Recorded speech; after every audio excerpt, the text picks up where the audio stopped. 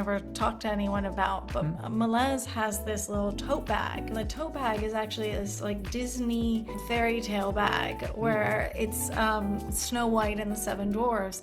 And on the back side of it, she's actually kissing the prince, which obviously would be, Melez has covered it with stickers. So you can't see it, but it's there underneath.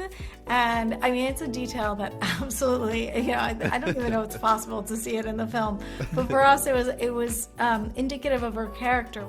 Welcome to the Costume House with Spencer Williams, a podcast dedicated to the art and storytelling of costume design in film and television. I'm your host, Spencer Williams, and today marks a first for us here at The Art of Costume. We're stepping beyond costume design into a larger conversation about filmmaking itself, and I could not be more excited. Today I'm joined by directors and writers Alexandre Singh and Natalie Musteata, the filmmakers behind the 2026 Academy Award nominated short film Two People Exchanging Saliva. Set in a surreal society where kissing is punishable by death and people pay for goods by receiving slaps to the face, the film follows Angine, an unhappy woman who compulsively shops at a department store where she becomes fascinated by a playful salesgirl. Despite by the prohibition of intimacy, the two grow close, attracting the suspicion of a jealous colleague. What unfolds is an absurd, biting, darkly funny, and perhaps a little too close to home. In our conversation, we explore the film's surreal, yet unsettlingly realistic themes. Its metaphors about desire, identity, repression, and social performance. Then, of course, we dive into the visual storytelling, the production design, the inspirations and mood boards, and how costume design operates as a crucial storytelling device within this heightened, meticulously crafted world. If you have not seen the short film yet, take a moment and find it linked in our show notes and watch on YouTube. I cannot recommend it enough. I am obsessed with this film. I've seen it twice already, and I feel a third one coming as soon as I am done editing this podcast. I'm so excited to watch it again. Really take the time. This one is sharp, strange, and wonderfully layered. So without further ado, let's step inside the costume house.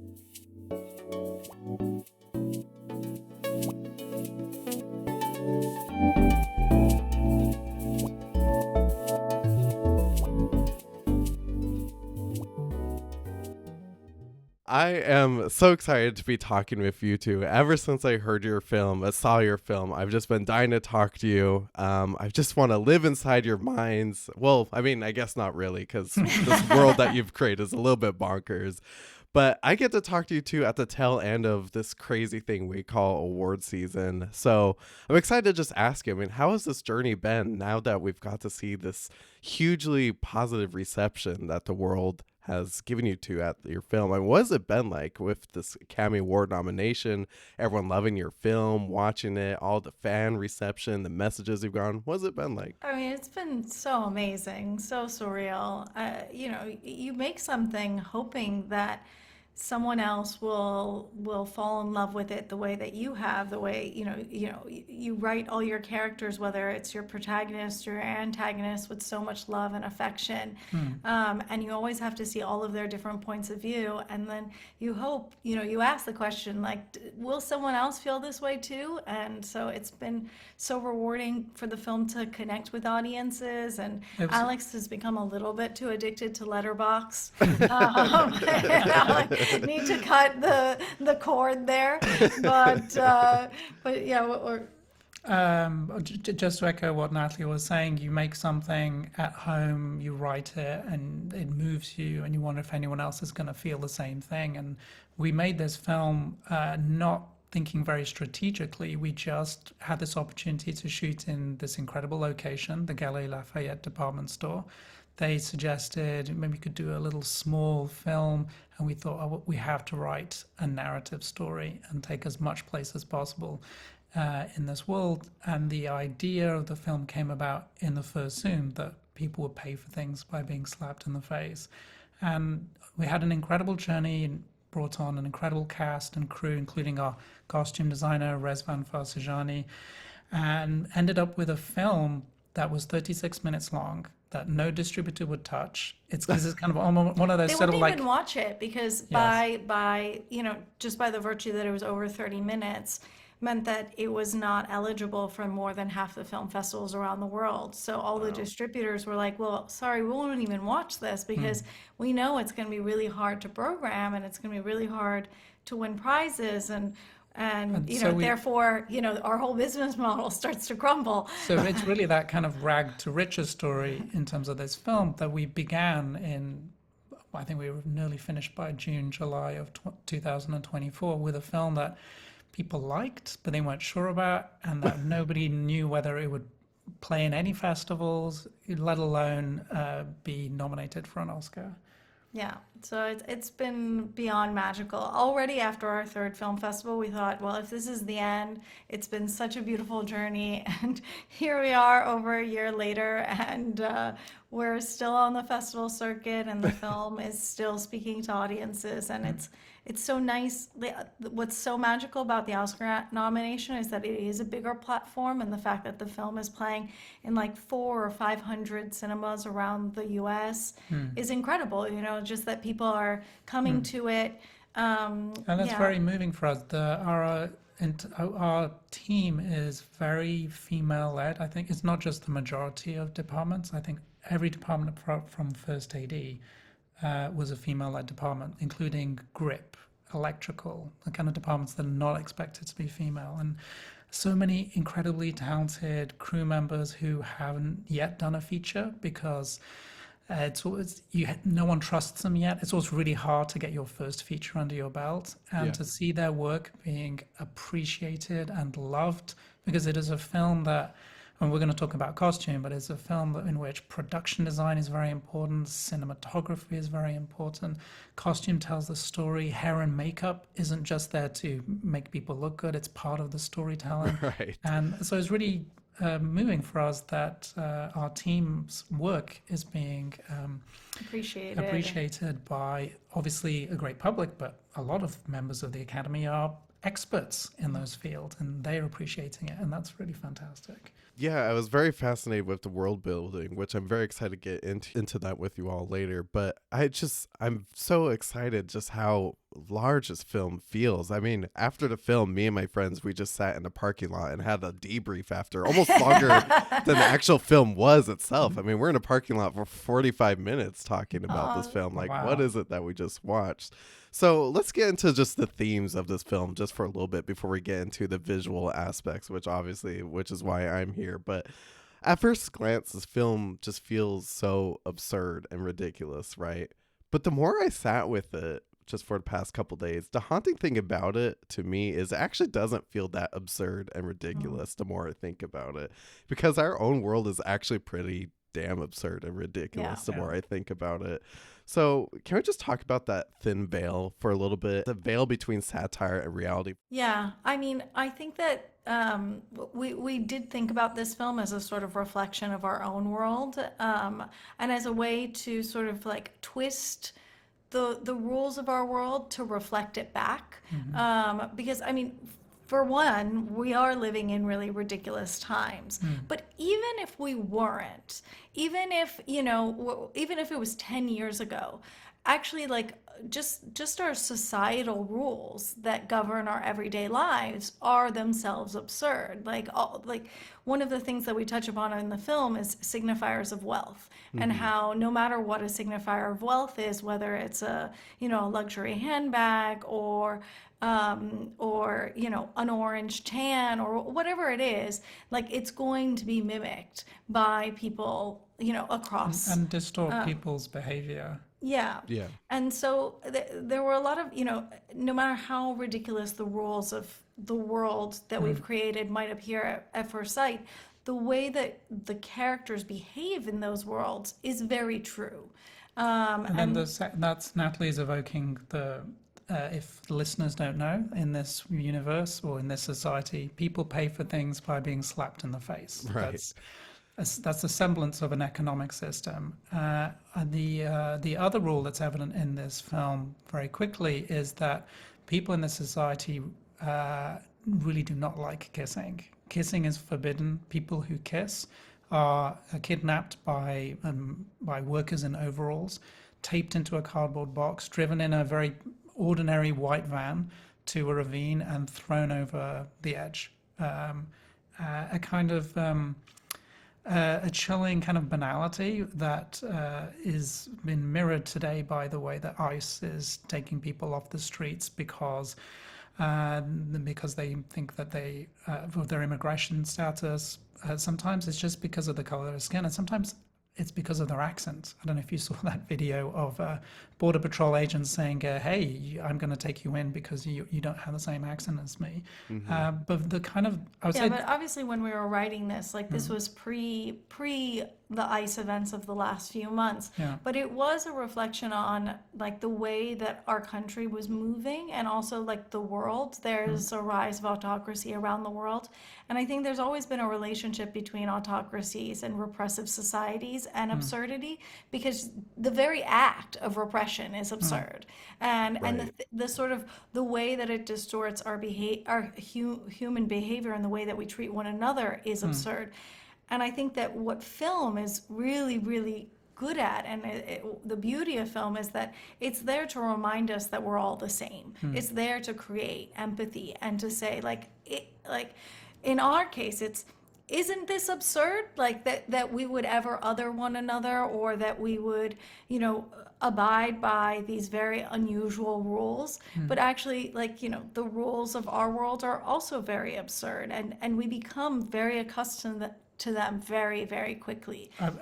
I would say for us, I think there are, when we've evoked the othering of immigrants, but I think for us the most the strong surface level metaphor is the oppression of queer love. Like the way that these characters talk about the act of kissing, they can't even say the word. The way that they're kind of obsessed with it. They're thinking about bodily fluids. It's this paradox of the MAGA movement, is that there's these people who are so worried about drag queens, or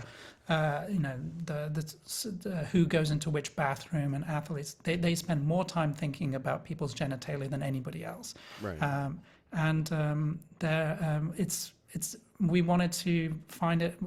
For us, the metaphor is laughable. It's silly, but at the same time, they are so brutal about it that this silly analogy kind of becomes the reality of these characters, that's what we're living through as well. Yeah. So, for example, like the scene at the dinner party, when the character of Tuyul says, "Well, why don't they just do it at home?" We were very much thinking about the experience of gay men in the United Kingdom in the 40s, 50s, and 60s, where there was this sort of like, it can't happen in public. We can fire you. We will. But maybe it's something that, if it happens in closed doors, it's kind of okay until it's not okay. Because then if you want to bring someone down, then you go into their house and you take them down. So yeah, but there were so many things that were sort of influencing the crazy world of our film, and certainly I think that we are living in a moment where things are so ridiculous that they are very difficult to satire. Like reflecting back reality is hard because it is already so ridiculous, and we found that just by sort of subverting these rules a little bit, that we were able to, in our own way, speak to what it means to live in this version of the 21st century. Yeah, no, I was definitely going to mention queerness isn't technically a taboo in this film, but definitely feels like it's certainly like a metaphor for where people are concealing their own true identity or beliefs or sexuality in real life. So I definitely was going to mention that as something that I definitely was attuned to throughout this film throughout. So I definitely appreciate that part of your film as well. Yeah, we were certainly the final image for us, to give away the end of the film, it finishes with a door. Oh, should we give away I that? think Everyone could see this film at this point. It's on YouTube. That for us, that image of the door closing on the light, and Angine's last breath happening as the light closes and she's enfolded into darkness, is really about that suppression and smothering of people's love, because that's really what it's that ability to have a connection with another person. Yeah. Well, I'd love to focus on the visual storytelling of this film. I know both of you have backgrounds in the visual arts, and I'm really excited to dive into that. I was fascinated by the world building of this film, Two People Exchanging Saliva. In such a short runtime, I generally feel like this world feels fully realized, the same way you would look at like Blade Runner and it's Los Angeles, right? Just looking at the posters on the walls, or like you mentioned, the makeup or the costumes, it just feels fully realized between you, production design, costumes. So first, I was excited to learn about your behind the scenes process and the pre-visualization process. I would love to hear about that and the kinds of inspirations and research you turned to while mood boarding this world as you were getting into Two People Exchanging Saliva. Yeah, I mean, we always start from the visuals, and we actually go very early on, like when we have like, at the inception of an idea to the picture library at the New York Public Library on 42nd Street, the famous one with the lions outside. Yeah. There's this amazing resource of like 2 million images cut out from magazines and books. And it's sort of like a very analog way of approaching visual research. And one of the reasons that we love it is because you find things in very unexpected ways. Sometimes things are miscatalogued, or even if they're properly cataloged, which most things are, you just end up coming across such a variety of images, and so we'll often, be inspired in the writing through these visuals. There are images that are the vast majority not available on the internet. They're cut out of books, magazines, periodicals from probably the 20s and 30s up until the present day. And in an age where so much visual research, sadly, is happening either through AI or people going on Google and getting back the same 10 images that anyone else gets back. It's nice to really go back to specificity. And also, I would say, parenthetically, their costume section is enormous. It is such an incredible resource, and it's very specific. For example, it'll be like 1920s police costumes in France. You're like, okay. I mean, they don't have everything, but you'd be surprised. Like, it's very, it's a very detailed and incredible, like, resource. And as Natalie says, it's nice for obviously character and story leads the writing process, but to come across an image of a location or a person or a costume, and to allow that to inspire the storytelling, so it's not just something that you come to afterwards, but that it's woven in to the conception of the story, is really helpful for us. And because we didn't go to film school and we don't come from the film industry, I mean, with this opportunity, we were like, okay, let's make the biggest thing that anyone will possibly let us make. But we also, I mean, I think that we do revel in the details. And so we really, I mean, we don't answer all the questions, but we know the answers to all the questions, and we have backstories for all the characters, and the world is really like, we know why this world has these crazy rules, which like we don't reveal, but and then in terms of the visual approach, we love films that you can watch 2, 3, 4, 5 times and still discover little things. And I think it's helpful for the actors in terms of their being immersed in the world. It's certainly fun for us and for all our team to invent. For example, in the store, the character of Petulance sprays herself in the face with perfume. We invented 12 different perfumes of nasty smells that the camera never has time to show you. We captured it we captured it on in the camera, but we just never, it didn't need to be in the film. So we took out anything that was sort of extraneous, but it's very important to, when you make a film, to suggest things and to suggest a larger world that exists beyond the frame, because I think that allows the audience to really project themselves into the story. Yeah, and I mean, on the surface, the rules of this world are ridiculous. So like, it was really important for us that the world felt grounded and real, even though, at first it might seem facile. Right. Yeah. It still has that sinister quality about it too at the same time. Yeah. But on top of all that though, this is a film that's so focused on opulence and luxury and shine. There's like a shine to everything, especially in the department store. So Mm. then I was curious though, then why the decision to do this film in black and white though too, if everything has such a shine and a focus on the opulence of it though too. Mm. Yeah, I mean, it was a really early decision for us, and it was like one that we never questioned. It felt essential to the film.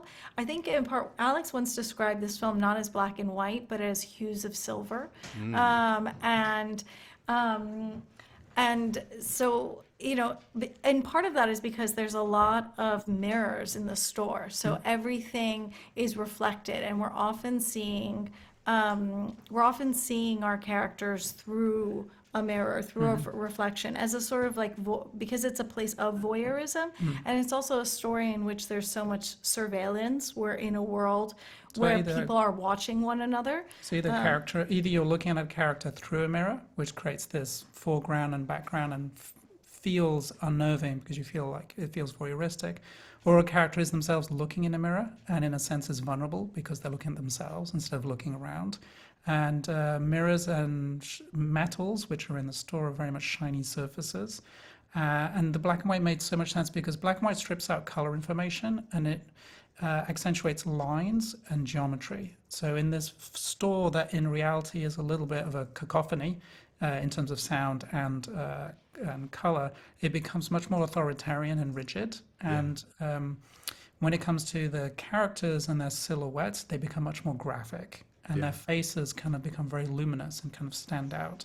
So as Rezvan was thinking, our costume designer Rezvan was thinking about the costumes in particular in black and white, we were thinking very much about texture, silhouette, and then sometimes reflexivity, because there's Angine's shiny jacket. And also we made a very conscious decision not to have any patterns in any of the other people's costumes in the entire film. So that the black and white dress really stood out Which as was- being almost like, Which is actually almost- there's a very big restraint. Pattern is a very important Right. part of clothing. Well, let's move into costume actually. That was going to be my next question. Obviously, I'm a big costume nerd. That's my background. So, let's take the black and white dress and just put that aside because that's going to be Yes. its own topic of conversation. Tell me about your conversations with costume designer Rezvan, and just tell me about how costume design was used as a storytelling device in Two People Exchanging Saliva, because obviously this takes place in a department store, so we know like already the costumes are going to help tell a story. But as your characters move through the store throughout the 10 days that they're in there, you can kind of tell that this is kind of helping tell the story, and I just was very interested as they move through it. So I would love to hear how you approach that. Yeah, I mean, we talked a lot with Rezvan about the sort of arc of Angine, our main, like in some ways the main character of the film, and how, at the beginning of the film, all of her clothing is it's almost like straight jacketing her. It's very restrictive, very high shoulders. yeah, very formal, geometric, and that slowly over the course of the film, she starts to sort of like, become a little more playful. She starts to show more skin. She starts to literally open herself up as she starts to fall in love with our other main character, Melez. And Yeah, she wears the shiny Chanel jacket, and she's sort of like letting herself go unconsciously, and opening herself up through the wardrobe. And And I mean, we should also say that. So Rezvan, like several members of our team, is from Iran, and she actually came on board right around the time that we started working with Zara Amir. So we had written the film a little bit in response to the women's movement in Iran, the Women Life Freedom movement, which was also happening, in early 2023. And the idea that all of these young people were being shot at for demanding very basic civil rights felt very absurd to us. And so we wrote the film a little bit with Zar in mind. And when she said yes, we met her at her office, and Rezvan was there. And we so much got along and had very similar ideas about costume. And she actually is a specialist. She had written her dissertation on gloves. Oh, And well. and so she thought that we hired her because there are quite a lot of gloves in our film, and the gloves actually have a symbolic purpose in the film. They're sort of an Easter egg, like a lot of things in our film. It's not a detail that you need to understand, but there is a logic behind the gloves. And Which so is that the in the world people pay for things by being slapped in the face, but if you're wearing a glove, the value goes to whoever owns that glove. So in the store, when they make a transaction, they slide on this beautiful white glove with the little rhinestones. In the cheap supermarket, she puts on a nitrile glove. The taxi driver who drives the character of Angine to the ravine at the end is wearing one driving glove. And so that's gloves and become. whereas the drug dealer that Melez buys toothpaste from is, working for himself, and he wears no gloves. So like this is like, like again, as I was saying, like we know the logic of this world. It doesn't matter if the audience really understands it. It is a parable. We're not making a sci-fi film where we're saying that in 5 years' time we'll all be paying for things with slaps to the face. But there. But Rizwan was convinced that we had, like that we knew all about her glove fascination, and that was the reason that we hired her. And then, like Angine's arc as a character is expressed through her clothing, and her arc is can be compared to that of Malaz, the young woman who she meets at the beginning of the film, and whose love story is the engine of the film. And Malaz, Melez, this is a detail that we've never talked to anyone about, but Melez has this little tote bag, and the tote bag is actually this like Disney fairy tale bag where it's Snow White and the Seven Dwarfs, and on the back side of it, she's actually kissing the prince, which obviously would be but Luana's character Melez has covered it with stickers, so you can't see it, but it's there underneath. And I mean, it's a detail that absolutely, I don't even know if it's possible to see it in the film, but for us, it was indicative of her character, which is someone that is very open and doesn't really believe in the rules of the world, or at least hasn't come to accept them like the other characters have. And she's obviously much more like free spirited, and unlike Angine, she's a more youthful character. and so what she wears, which is sort of very young with her Converse sneakers, doesn't really change in the story, apart from the one scene where she hopes that Angine will come to her on her birthday, and there she kind of dresses up with this very silvery, reflective dress. Yeah, but in one of her outfits, she has her coat on. It's winter time, but it is slightly open. So if you were paying attention, it's all of these eyes, and it's like the Persian eye, which is also indicative of the woman-like freedom movement. And then there was one more thing that we have talked about a little bit in a few interviews is the black and white dress, which originally for us was, we were thinking a lot about the conformist. And there's a black and white dress in that film. And Alex and I, we even thought maybe we should just like replicate it as a sort of nod to the film. I mean, that the thematics of that film and the thematics of ours are very similar in the sense of like the sort of way that one can become accustomed to an autocratic regime and conform to one. And find a place in society within it and be tempted to act within the authoritarian state. Yeah. And Razvan was like, challenged us, and she said, this dress should mean something. It shouldn't just be a replica. It shouldn't just be a cinematic wink, but it should mean something for our characters and also for our team. And and so she must have designed like 300 dresses. Well, so Rezvan said it would be great if the dress meant something, and we thought, wouldn't it be great if the dress was itself a message? And I had created a work of art in 2007, 8, 9, which was a Gothic novella about the founder of Adidas, Adi Dassler, and for this project created a language made out of a grid of 8 by 8 black and white squares. And I'd written a dictionary that Natalie has, where it's a dictionary of 1,000 pages with each of these words and their meaning. And we thought, oh, it would be great if we take the words for woman, life, freedom from this dictionary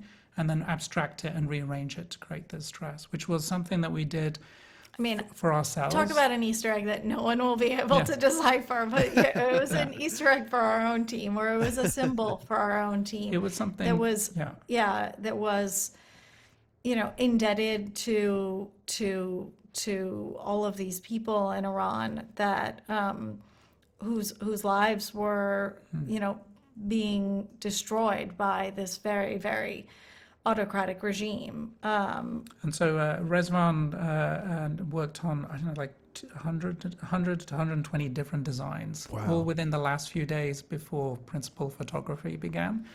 And I think we finished it a day or two before. There was a time where we thought about doing like a barcode, like that would be the black and white pattern, so that technically maybe someone like holding up their phone to the screen could then get to the message. But at the end of the day, we decided that it was for us anyways, it was for the team, that it didn't need to like literally be something that was read. And well, I really like the white is life, and I think the freedom is the structure that looks like crosses on the back of the dress. And I really love that moment when the character of Malaz zips up the dress for the first time and these crosses kind of knit together almost like a zip. It's funny because the dress is quite austere. I think the more that because I want to avoid any like religious connotations, but like I think about it more like a spine. Yes. Rather than crosses. It's almost like she's giving life to her in a way. And I do think it's just gorgeous. It's one of the defining images of the film, and there's something so beautiful about Angine wearing it at the end of the film too, to go find Malaise at the end in that final moment too, where she decides to wear that dress at the end of the film. I mean, I was in tears at the end when she decided to wear that dress. Of all dresses, I was like, why that dress, Angine? You got. I know you have so much of a bigger wardrobe now. It's funny. The dress almost had like it had a bigger role in the first draft of the script that we wrote. It was almost like this magical device, and for us. Yeah, the fact that she wears it at the end, because her husband criticizes the dress and finds it, too much. Too much, which is ironic because he's all about the boxes. It is a film that is so like has boxes upon boxes upon boxes. The boxes, obviously, that are the coffins, the boxes within the store, the sort of rigidity of the society, and then obviously of the of this dress. And then, but that dress is also the first. It's the meet cute. It's how she meets Malaz. And so, And just like a random note too. It sounds like you guys were shooting at night between a store closing and opening, right? That sounds like a very complicated adventure. It was. I have to say, I was like, I never want to shoot in the middle of the night again. It was. It's just I mean. People do it. But because we're a short film and we had a small team and we were working like until the very last minute, we went straight from, working our days in pre-production to shooting at night. And so there was no transition. We were just like, at one point we were just up for 24 hours, and the hours were shorter because nighttime shoots are shorter, and because the store is open like so much. And so we would come in around like 10 p.m. and then have camera up at midnight. And then at 3 a.m. we would break for lunch, and then lunch in quotation marks. Lunch, and which was mandatory. And then there would be a smoke break around 4:30 a.m. and then like it was a wrap by 6. So very little time, which is why what you evoked earlier, why we did this pre-visualization for the film. We scanned every single location with our phones because it's a free app called Polycam, which uses the LiDAR sensor and photography to build a fairly accurate 3D model of any space that you want. And then we could block out the actors and animate them very crudely, like very crude marionettes. Although like they're parts of the film that were improvised and where we took inspiration from the moment, but there are parts of the film that are one-to-one replica. And if you, they're on our Instagram page, we have one for the film, you can see, like, we've done a little video mock-up where we put side by side the animation versus like the final scene. And it's one-to-one. Like, we, you know, the montage of the shopping montage right in the middle with the Philip Glass music, like, that is unchanged. And part of that was because, I mean, we were working in the middle of the night. Part of it is that we were, you know, we have very, very limited experience on set because we didn't go to film school. And part of it is that we're two people. So, like, you know, we had to have made a good amount of decisions beforehand so that we weren't there on set trying to have, you know, one brain.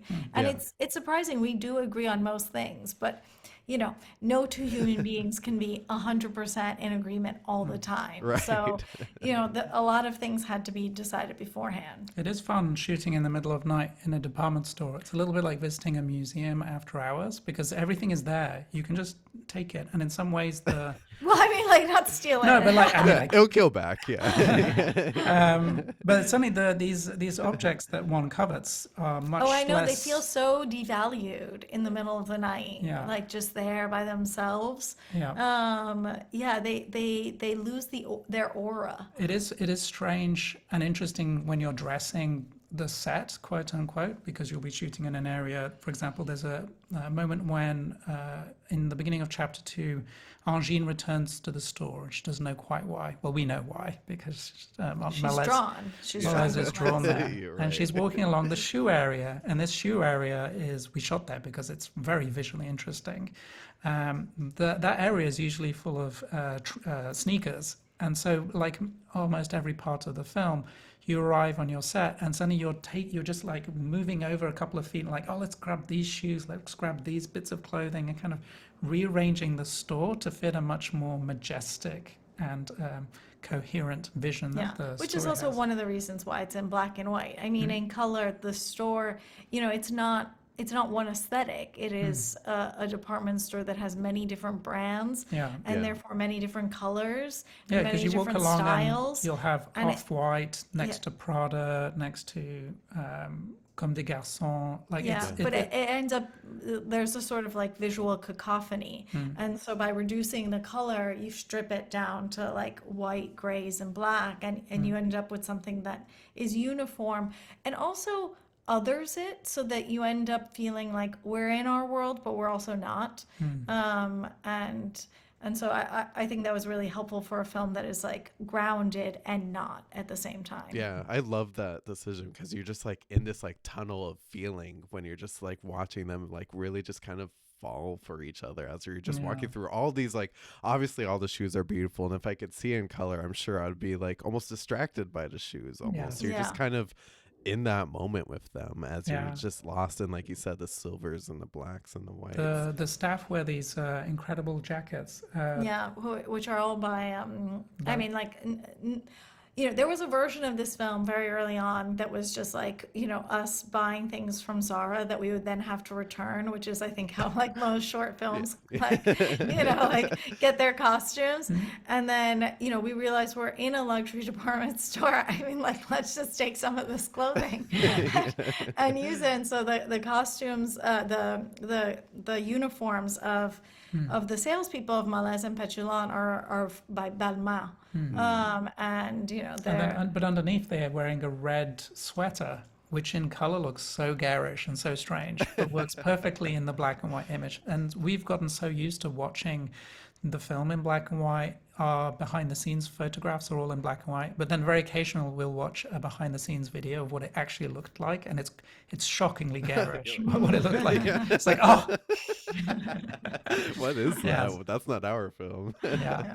Well, as we wrap up, I'm just in love with this conversation. What do you hope audiences take away from this experience, whether it's the first time viewing the film, maybe a rewatch, or those long parking lot conversations, rewatching the film for the third or fourth time? What do you hope the audiences take away from seeing this film? I mean, I always, one of the reasons that we love cinema is for that moment, usually towards the end of a film, of catharsis. And it's what we seek out. And we hoped we hope that there's an element of catharsis in our film. And for us, even though we had so much fun building this world, and there are many Easter eggs and many details to discover, at the end of the day, it's a story of three characters, and how their lives intersect and how they respond to the repression of this world in different ways. And so we hope that people fall in love with the characters, and that they root for them, and yeah. What do you? I mean, even if the end of this story is quite tragic for us, the character of Melez represents the unsuppressible vitality of youth and love and yearning and desire and tenderness, and that I think that is the response that will the plant that will grow and whose roots will undercut the foundation of like authoritarianism over time. Like it would just make it crumble. It's just human goodness, and that's what she's full of. And I think it's sad because the character of Angine isn't brave enough in the moment. But I think hopefully that someone like Melez and all people like that can change the world. Directors and writers Natalie Musteata and Alexandre Singh, thank you so much for joining me. This has been such a pleasure. I just thank you so much for joining me. Congratulations on Academy Award nomination. I'm so happy for you, but most of all, I'm just so excited to see what you do next. I know I will be in the theaters for whether it's shorts, feature films, whatever it is, I will be there. It's been such a pleasure. So thank you so much for talking with me about your film, the costumes, the visuals, everything about it. I love this film. So it's been such a pleasure. Thank you, Spencer. Thank you so much. So fun. The Costume House with Spencer Williams is a production of The Art of Costume. This episode was hosted, produced, and edited by Spencer Williams. To discover more conversations with the designers shaping film, television, and theater, visit theartofcostume.com or follow us on social media at The Art of Costume. And don't forget to connect with me on Instagram at HostSpencer. If you enjoyed this conversation, be sure to follow and subscribe wherever you listen to podcasts or watch on YouTube. And stay tuned for more episodes celebrating the designers shaping today's most captivating films, television series, and stage plays.